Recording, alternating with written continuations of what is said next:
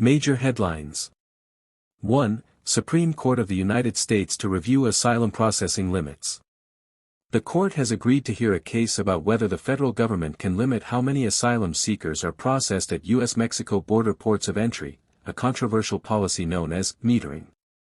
Why it matters. It touches the fundamental rights of asylum seekers and how U.S. immigration law is interpreted. The decision could affect how border policy is managed in coming years.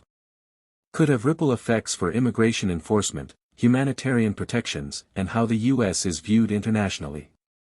Tip: for those following immigration trends, especially internationally, keep an eye on this case's timeline. A decision is expected by June 2026. 2. Economic data surge after shutdown, analysts on alert. With the longest ever federal shutdown now ended, key U.S. economic data, jobs, inflation, consumer sentiment, are coming back online. Key points. Delays in data made it hard for markets and policymakers to interpret the health of the economy.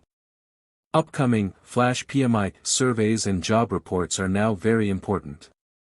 Implication: if the new data is weak, it could shift expectations about interest rates, hiring, and whether the economy is slowing more than expected.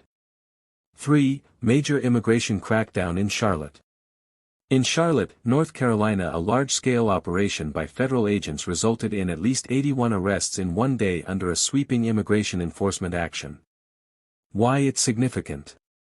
Reflects a harsher enforcement posture under current administration policies. Community impacts: significant fear in immigrant neighborhoods, local governments push back. Signals to local jurisdictions: operations may not be confined to border states.